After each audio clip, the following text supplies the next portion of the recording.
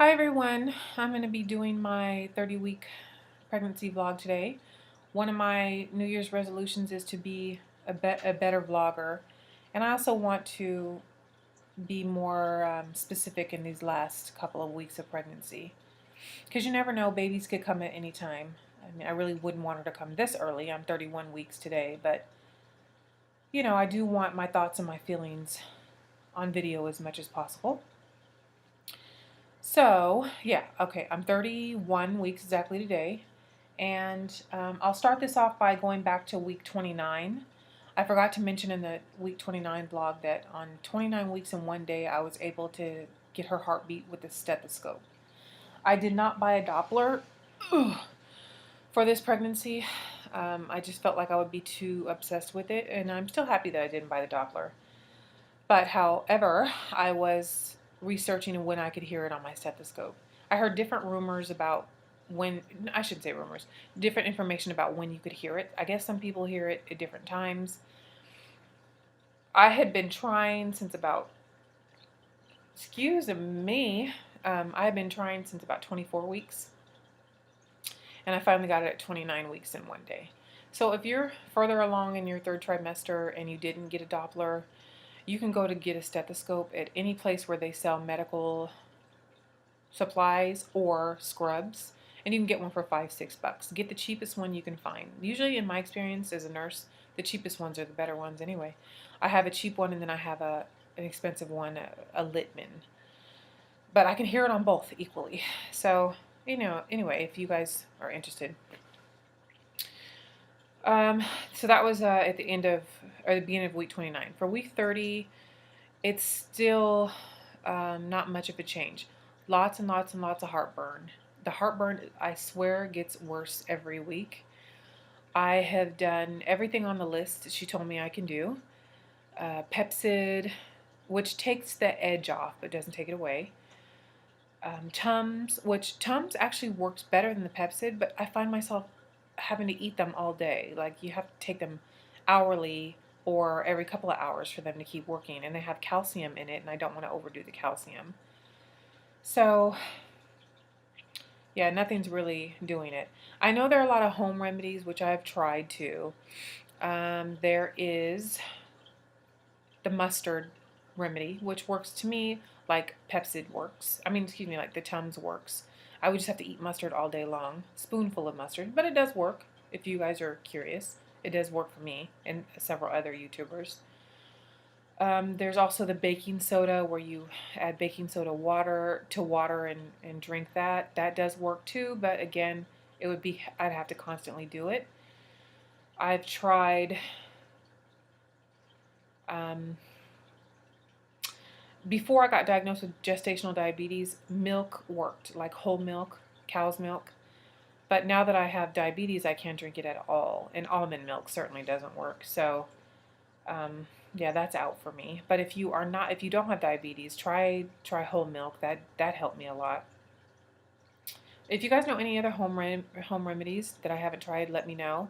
Somebody mentioned apple cider, vinegar, apple cider vinegar, and honey together. I don't know if I can stomach that, but I have not tried that. It's on my list to try. But if you guys know anything else, let me know. It's just probably one of these things I'm just going to have to suffer through for the last 9 weeks. I did with my daughter as well. I do the best I can with it. But with the diabetes and then on top of the heartburn, what I can eat is so minimal, it drives me crazy. We are undecided, like I told you guys, on baby number 3. And having the gestational diabetes really turns me off to another baby. It was one thing to make it through the first trimester with that horrible morning sickness. If you're new to my channel, you can go back and watch the torment that I went through in the first trimester. And then on top of that, to make it through and finally be able to eat, then get diagnosed with diabetes. And the chances of me having diabetes with the next pregnancy is almost 100%.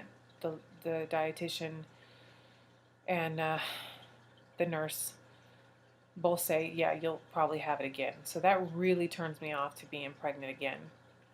But I'm undecided still at this point. I might look at her and that might go completely out the window and I could be pregnant again next year. Who knows? We'll see.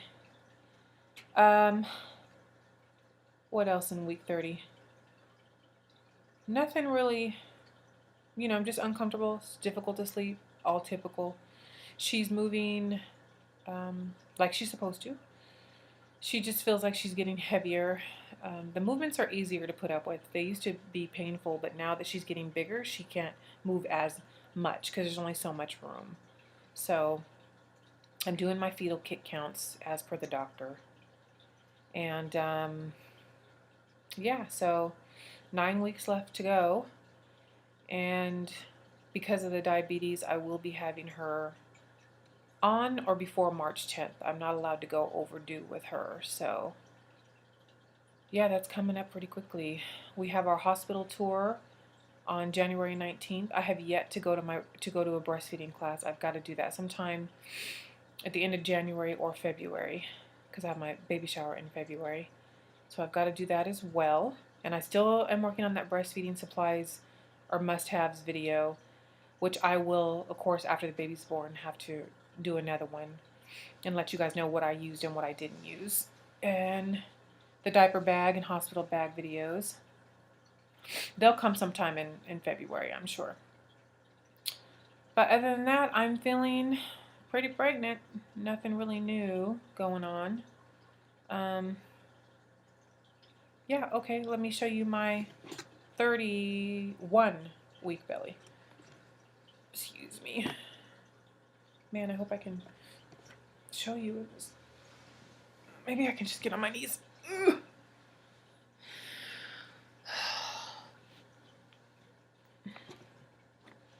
Okay, so this is 31 weeks. There's the side. This is not a maternity shirt. I'm sorry.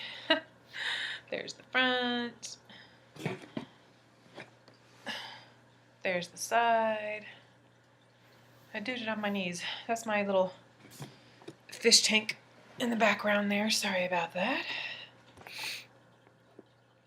Okay, guys, that's about it for week 30. I'm going to try to stay on track here and do them on time from now on. Forgive me if I don't, but that is my goal.